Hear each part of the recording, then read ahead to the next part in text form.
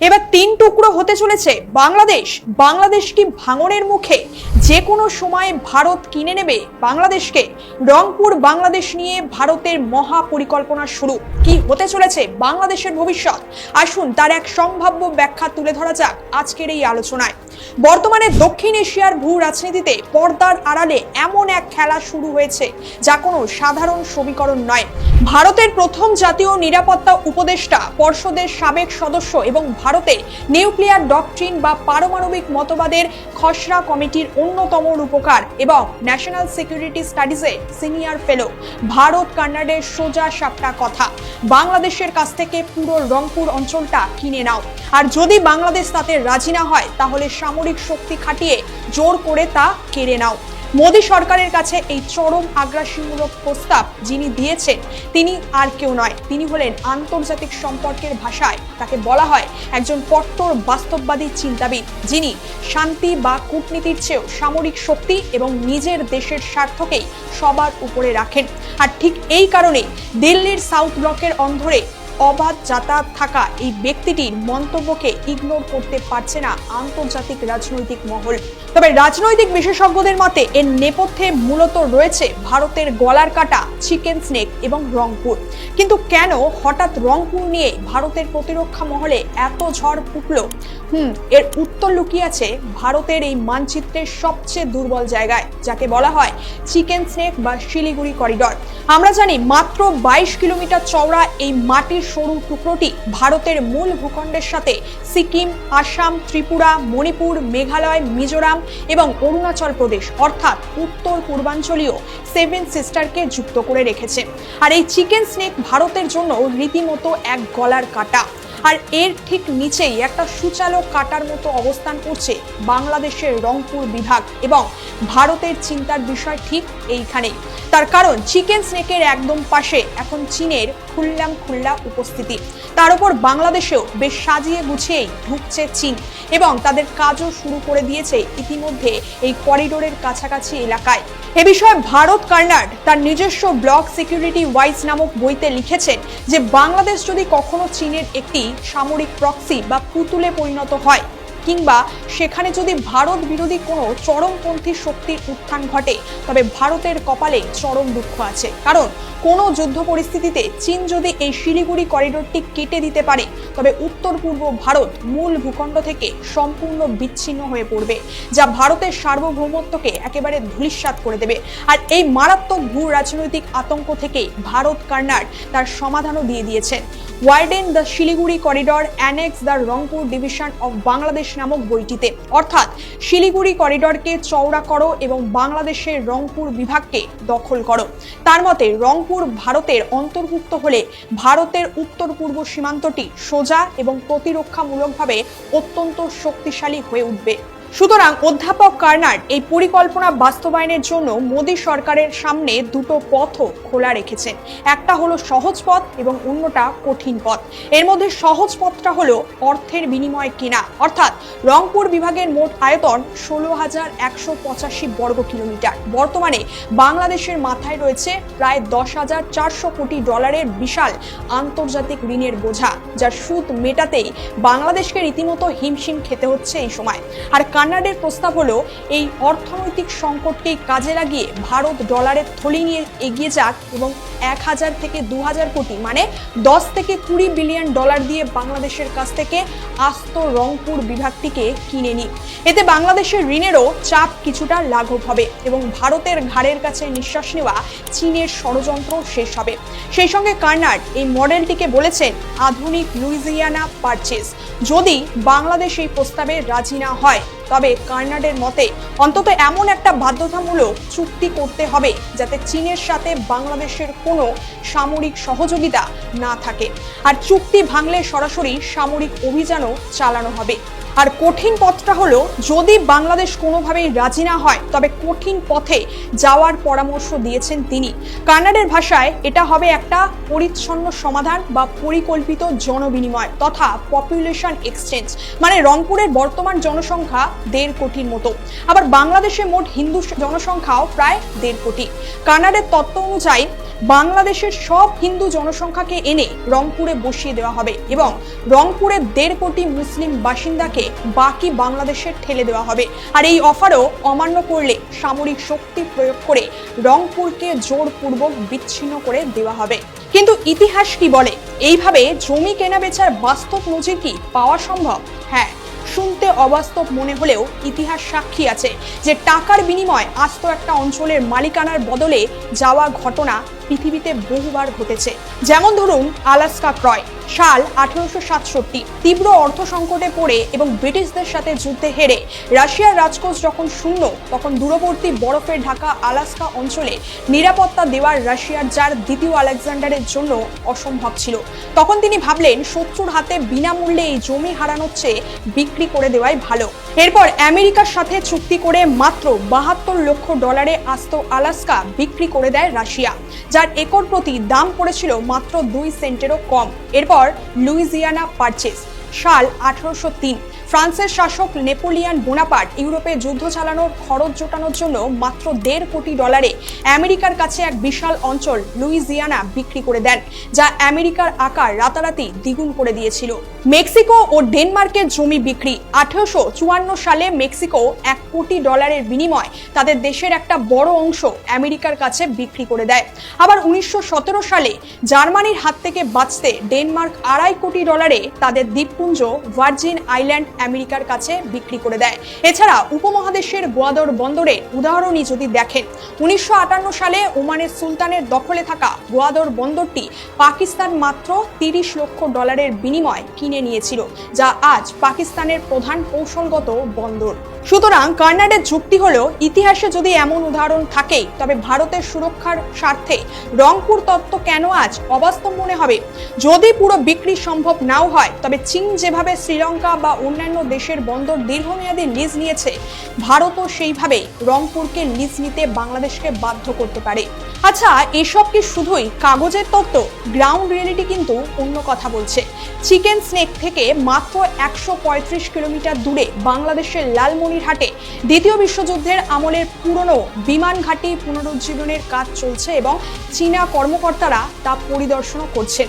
এমনকি তিস্তা মহাপরিকল্পনাতেও জড়িয়ে রয়েছে চীন। ভারতের প্রতিরক্ষা বিশেষজ্ঞ ব্রহ্মা চেলানি সরাসরি উদ্বেগ প্রকাশ করে এই বিষয়ে বলেছেন, লালমনিরহাট সক্রিয় হলে চীনের আকাশ নজরদারির সামর্থ্য ভারতের শিলিগুড়ি করিডর পর্যন্ত পৌঁছে যাবে। এই ঘাঁটি থেকে চীনা ড্রোন বা বিমান উড়লে ভারতের পূর্বাঞ্চলীয় বায়ু কমান্ডের প্রতিটা গতিবিধি মুহূর্তে ধরা পড়ে যাবে। তার ওপর বাংলাদেশ বিমান বাহিনীর জন্য পাকিস্তানের তৈরি অত্যাধুনিক JF-17 থান্ডার যুদ্ধবিমান কেনার প্রক্রিয়াও সক্রিয়ভাবে ভাবা হচ্ছে। অন্যদিকে পাকিস্তান ও বাংলাদেশের সেনানায়কদের ঘন ঘন সফর এবং তারেক রহমানের সচিবালয়ের 14 জনের একটি বড় দলের চীন সফর দিল্লির দুশ্চিন্তা আরও বাড়িয়েছে। এর সঙ্গে তুরস্কের সাথে অস্ত্র নির্মাণ কারখানা স্থাপনের চুক্তিও করেছে বাংলাদেশ। এরই কাউন্টার হিসেবে গত নভেম্বরে শিলিগুড়িতে বিএসএফ, এসএসবি, আইটিবিপি, সেনাবাহিনী এবং রেলওয়ে রক্ষা বাহিনীকে নিয়ে ভারতের উচ্চ পর্যায়ের নিরাপত্তা বৈঠকও বসেছে। আর মে মাসে বাংলাদেশ সীমান্তের ঠিক কাছেই তিস্তা প্রহার নামে এক বিশাল সামরিক মহড়া চালিয়েছে ভারতীয় সেনাবাহিনী। আর 7 সিস্টার হারানোর ভয়ে ইতিহাসের সবচেয়ে বেশি সেনা উপস্থিতি রাফায়েল বিমান মোতায়েন সহ সব ব্যবস্থা নিয়েছে ভারত। তবে দেখুন, ভারত কানাডার এই পরামর্শের বয়স প্রায় 7 মাস হয়ে গিয়েছে। এর মধ্যে গড়িয়েছে বহু জল। এরপর পশ্চিমবঙ্গে ক্ষমতায় এসেছে বিজেপি সরকার, যা বাংলাদেশের জন্য নতুন অস্থিরতা এবং ভয় তৈরি করেছে। শুভেন্দু অধিকারী ক্ষমতায় আসার আগেই ঘোষণা করে দিয়েছিলেন যে বাংলাদেশ দখল করো। শুধু তিনি নন, ভারতের কৌশলগত মূলধারার অনেক গুরুত্বপূর্ণ মানুষের মুখ থেকেই এমন ঘোষণা শোনা গিয়েছিল। তারা বলেছেন, ভারতের যদি চিকেন নেক থাকে একটা, তবে বাংলাদেশের চিকেন নেক আদতে দুটো, উত্তরে রংপুর আর দক্ষিণে ফেনী। এছাড়া আন্তর্জাতিক বিশ্লেষকদের একাংশ আরো ভয়ঙ্কর দাবি করছেন, তা হলো পরিস্থিতি যদি চরম সীমায় পৌঁছায়, তবে অস্তিত্ব রক্ষার্থে ভারত ও আমেরিকা যৌথভাবে কূটনৈতিক ও সামরিক শক্তি প্রয়োগ করে বাংলাদেশকে 3 টুকরো করার পথে হাঁটতে পারে।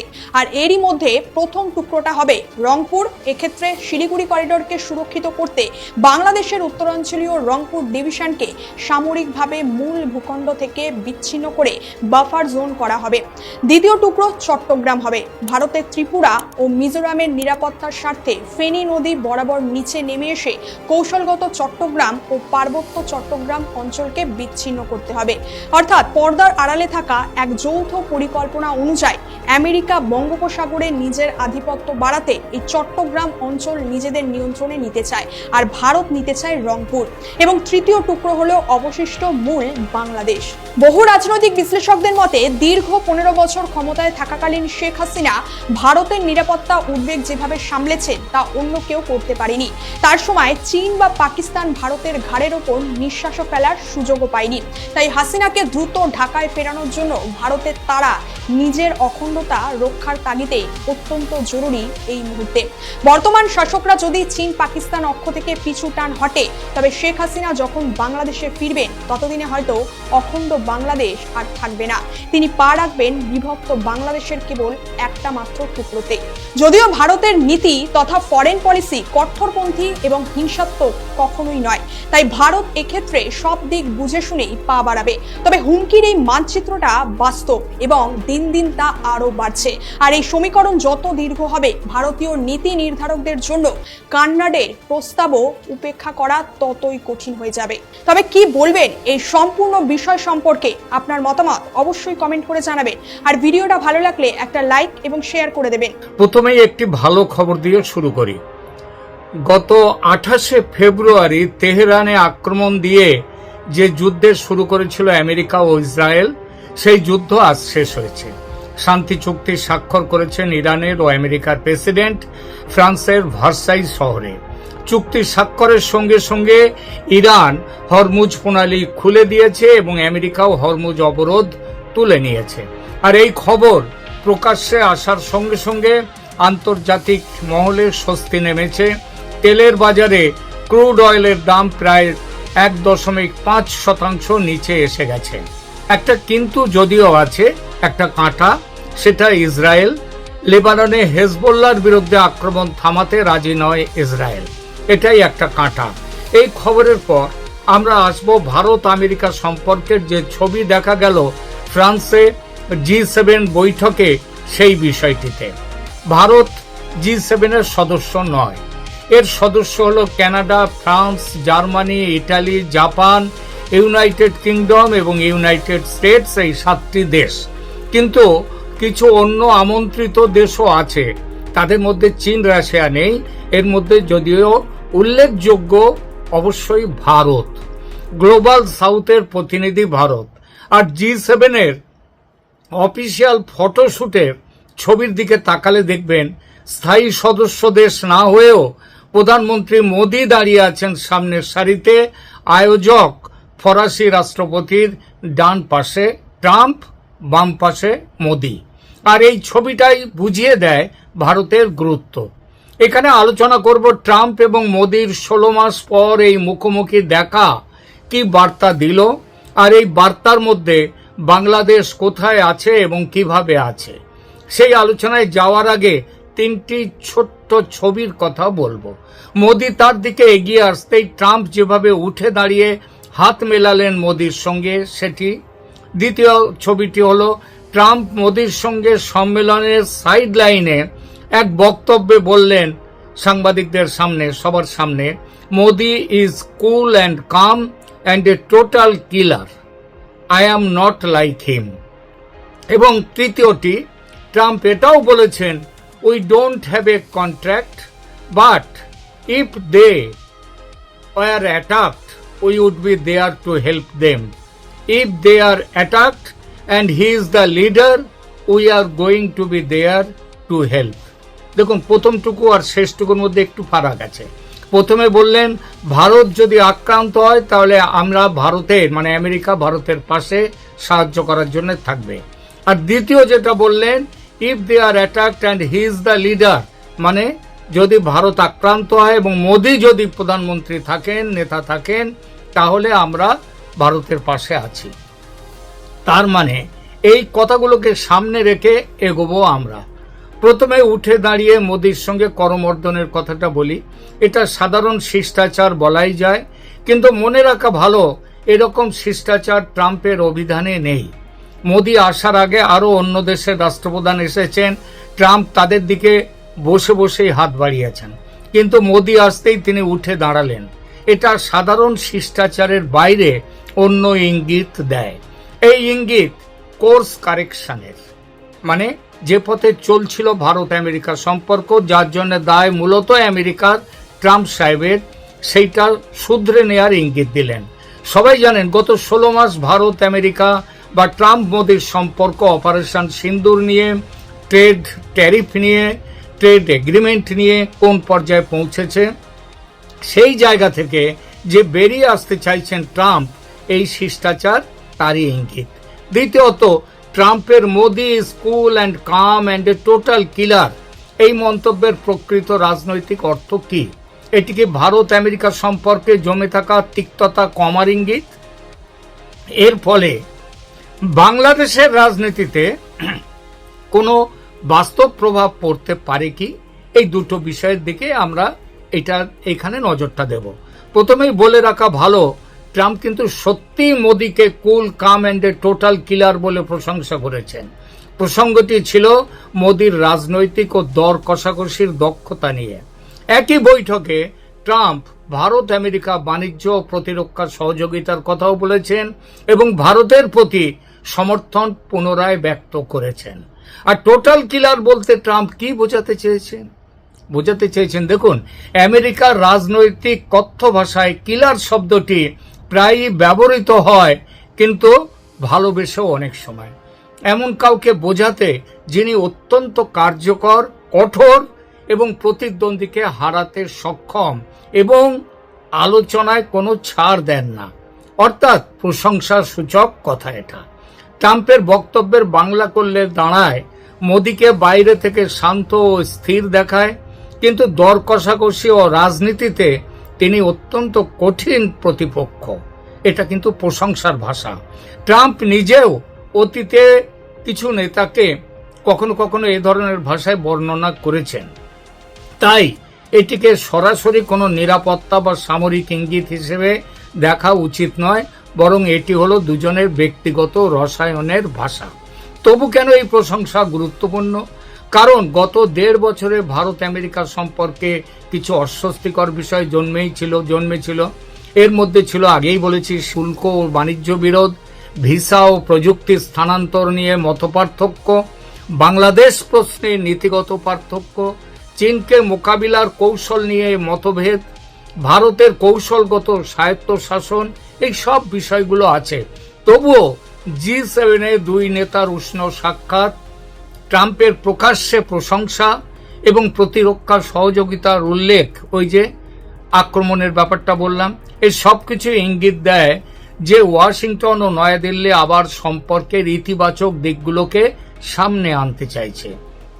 কিন্তু সব সমস্যার সমাধান কি হয়ে গেছে? না। কিন্তু একটা গুরুত্বপূর্ণ বিষয় আছে। ভারত ও আমেরিকার সম্পর্ক বর্তমানে কোনো জোট নয়, অ্যালায়েন্স নয়, বরং স্ট্র্যাটেজিক পার্টনারশিপ, মানে আরো গভীর সম্পর্কের অংশীদারিত্ব।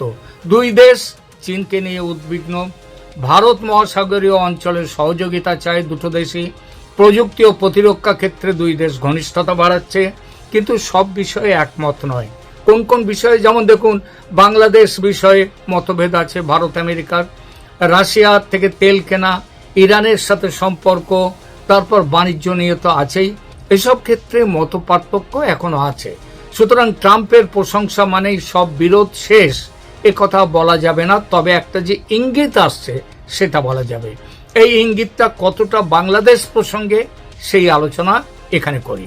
আমার মতে সবচেয়ে গুরুত্বপূর্ণ প্রশ্নটি এখানেই, কারণ বাংলাদেশ বর্তমানে শুধু ভারত বা আমেরিকার বিষয় নয়। বাংলাদেশ এখন ভারত, চীন, আমেরিকা, জাপান, ইউরোপীয় ইউনিয়ন, এমনকি রাশিয়া, এদের সবার প্রতিযোগিতার ক্ষেত্র হচ্ছে বাংলাদেশ। আমেরিকার প্রধান উদ্বেগ, ওয়াশিংটনের দৃষ্টিতে বাংলাদেশ খুবই গুরুত্বপূর্ণ। এই গুরুত্বের পেছনে আবার আছে চীনের ভূমিকা। এই গুরুত্বটা আরো কেন? কারণ বঙ্গোপসাগরের জন্য, ভারত মহাসাগরীয় নিরাপত্তার জন্য এবং চীনা প্রভাব নিয়ন্ত্রণের জন্য। আমেরিকার সবচেয়ে বড় উদ্বেগ হলো বাংলাদেশ যেন সম্পূর্ণভাবে চীনের কৌশলগত প্রভাব বলয়ে চলে না যায়। এই কারণে বাংলাদেশের রাজনৈতিক স্থিতিশীলতা আমেরিকার কাছে খুব গুরুত্বপূর্ণ।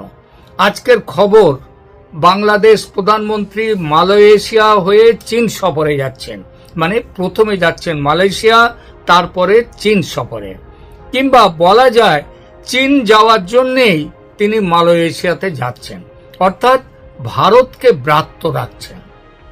এই খবর আমেরিকার কাছে আগে থেকেই আছে। এর অর্থ বাংলাদেশ ক্রমশ চীনা বলয়ে ঢুকছে। তার ফলে গতকাল যখন এই বাংলাদেশ প্রসঙ্গকে মাথায় রেখেই কিন্তু আমেরিকা এই কথাগুলো বলেছে ভারত সম্পর্কে। এখানে ভারতের অবস্থান কি? ভারতের অবস্থান গত এক বছরে বাংলাদেশ নিয়ে মোটামুটি স্পষ্ট। নয়াদিল্লি চায় বাংলাদেশে এমন একটি রাজনৈতিক বন্দোবস্ত হোক যেখানে নির্বাচন হবে অন্তর্ভুক্তিমূলক, সেখানে আওয়ামী লীগকে বাদ দিয়ে নির্বাচন হবে না এবং আন্তর্জাতিক গ্রহণযোগ্যতা থাকবে। বাংলাদেশের এই ফেব্রুয়ারিতে যে নির্বাচনটি হলো সেখানে অন্তর্ভুক্তিমূলক নির্বাচন হয়নি এবং সেই নির্বাচনের গ্রহণযোগ্যতা নিয়ে স্বয়ং জামায়াতে ইসলামী, সেখানকার প্রধান বিরোধী দল, তারা কিন্তু বক্তব্য দিয়েছে, তারা বিরোধিতা করেছে। ভারতের দৃষ্টিতে আওয়ামী লীগ কেবল একটি দল নয়, এটি ভারতের দীর্ঘমেয়াদী নিরাপত্তা স্থাপত্যের অংশ। তাই ভারত ইনক্লুসিভ পলিটিক্যাল প্রসেসের কথা বলছে। এর সঙ্গে বাংলাদেশের ইসলামী মৌলবাদের পথে পুরোপুরি চলে যাওয়ার বিরুদ্ধে আওয়ামী লীগ একটি বড় গ্যারান্টি। মানে আওয়ামী লীগ থাকা মানেই বাংলাদেশে ইসলামী মৌলবাদ একটা নিয়ন্ত্রণের মধ্যে থাকবে।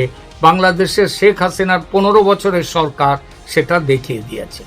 ট্রাম্প মোদি ঘনিষ্ঠতা কি তাহলে এই অবস্থানকে শক্তিশালী করবে? এর স্পষ্ট উত্তর হ্যাঁ, প্রত্যক্ষভাবে এবং পরোক্ষভাবেও। কারণ ট্রাম্প প্রশাসন সিদ্ধান্তে মোটামুটি পৌঁছে গেছে যে বাংলাদেশে চীনের প্রভাব কমাতে ভারতের সঙ্গে সমন্বয় করা দরকার। না হলে বাংলাদেশ সম্পর্কে, এই ভারত সম্পর্কে ওই কথাটা বলতেন না ট্রাম্প সাহেব যে মোদি কাম অ্যান্ড কুল অ্যান্ড টোটাল কিলার, এবং তারপরেই তিনি আবার এটাও বলতেন না ভারত আক্রান্ত হলে আমরা পাশে। তাহলে ওয়াশিংটন বাংলাদেশের ব্যাপারে ভারতের মতামতকে এবার আগের তুলনায় বেশি গুরুত্ব দেবেই। এটি বাংলাদেশের রাজনৈতিক সমীকরণে প্রভাব ফেলবেই। তাহলে কি আওয়ামী লীগের প্রত্যাবর্তনের সম্ভাবনা বাড়বে? এর উত্তর হলো অবশ্যই, কারণ সেটাই স্বাভাবিক। কারণ আন্তর্জাতিক শক্তিগুলো এবং বিশেষ করে আমেরিকা বর্তমানে সংঘাতের চেয়ে বেশি চায় বাংলাদেশের স্থিতিশীলতা, বাংলাদেশে একটি গ্রহণযোগ্য নির্বাচন, বাংলাদেশের নিরাপত্তা সহযোগিতা এবং বাংলাদেশে একটা চীন বিরোধী ভারসাম্য। চীন থেকে একেবারে চলে যাওয়া নয়, কিন্তু শেখ হাসিনা যে রাজনীতিটা করেছেন, যে কূটনীতিটা করেছেন, ভারত, আমেরিকা, চীন সবাইকে একসাথে নিয়ে চলা, এই বোধটা এবং এই শিক্ষা, এই রাজনৈতিক দূরদৃষ্টি তারেক রহমানের। সুতরাং আওয়ামী লীগ ফিরবে এমন সিদ্ধান্ত এই মুহূর্তে পৌঁছানো কারো কাছে তাড়াহুড়ো মনে হতে পারে। তবে এটুকু বলা যায়, ভারত আমেরিকার সমন্বয় বাড়া মানে আওয়ামী লীগকে রাজনৈতিক নির্বাসনে রাখা, যেটা চলছে বর্তমানে বাংলাদেশে, সেটা থাকবে না। তারেক রহমান সরকারকে তার ধারণা, তার কাজ পাল্টাতে হবে। সবচেয়ে গুরুত্বপূর্ণ সংকেত আমার কাছে ট্রাম্পের এই মন্তব্যের আসল গুরুত্ব অন্য জায়গায়। G7-এ তিনি শুধু মোদিকে প্রশংসা করেননি, বরং প্রকাশ্য বলেছেন যে ভারতের সঙ্গে তিনি কাজ করতে চান, বাণিজ্য চুক্তি এগোচ্ছে এবং ভারতের নিরাপত্তা নিয়ে আমেরিকার অঙ্গীকার রয়েছে। বাংলাদেশ এই বাস্তবিকতা অস্বীকার করতে পারবে না। তা করতে গেলে অনেক বেশি মূল্য দিতে হবে বাংলাদেশকে। এবার আসি ট্রাম্পের শেষ যে কথাটি বললাম, যে উক্তিটি, সেইটা নিয়ে। ভারত আক্রান্ত হলে আমেরিকা পাশে দাঁড়াবে। আক্রান্ত হলে আমেরিকাকে পাশে পাওয়ার দরকার ভারতের আছে বলে মনে হয় না। তবু একথা বলে ট্রাম্প একটা বার্তা দিলেন। বার্তা যেমন ভারতের উদ্দেশ্যে তেমনি বার্তা চীনের উদ্দেশ্যে। বলা হলো ভারত আমেরিকার সম্পর্ক ভাঙেনি। পাকিস্তানের উদ্দেশ্যে বার্তা দেয়া হলো ভারত আমেরিকার অংশীদারিত্ব বহাল আছে, সম্পর্ক অটুট। এবং ঢাকার উদ্দেশ্যে বার্তা দেয়া হলো চীন থেকে দূরে থাকো, ভারতের সাথে লড়াইতে নেব না, কারণ ওয়াশিংটন ও নয়াদিল্লি আবার কাছাকাছি। তাই উপসংহার এইবার আসি, ট্রাম্পের Modi is cool and calm and a total killer মন্তব্যটিকে কেবল ব্যক্তিগত প্রশংসা হিসেবে দেখলে ভুল হবে। এটি মূলত মোদিকে একজন কঠোর, দক্ষ, সফল, দর কষাকষি করতে পারেন এমন নেতা হিসেবে স্বীকৃতি দেয়া। একই সঙ্গে এটি ইঙ্গিত দেয় যে ট্রাম্প প্রশাসন ভারতের সঙ্গে সম্পর্ককে আবার অগ্রাধিকার দিয়ে মধুর করতে চাইছে। বাংলাদেশের ক্ষেত্রে এর তাৎপর্য অপরিসীম। ওয়াশিংটন ভবিষ্যতে বাংলাদেশ নীতি নির্ধারণে ভারতের উদ্বেগকে আগের তুলনায় বেশি গুরুত্ব দেবে এবং সেই গুরুত্ব দেওয়ার পথে অবশ্যই আওয়ামী লীগকে নিয়ে অন্তর্ভুক্তিমূলক নির্বাচন করতে হবে। ভারতের যে দাবি গত কয়েক মাস ধরে চলছে, সেই দাবিতে আমেরিকা সিলমোহর দিতে বাধ্য। একটি বিষয় স্পষ্ট, যদি ট্রাম্প ও মোদির ব্যক্তিগত রসায়ন আবার 2019-20 সালের স্তরে ফিরে যায়, তাহলে বাংলাদেশ প্রশ্নে ভারত আমেরিকা একযোগে ভাববে, একসাথে এগোবে। এখনকার মতো এ পর্যন্ত। ধন্যবাদ।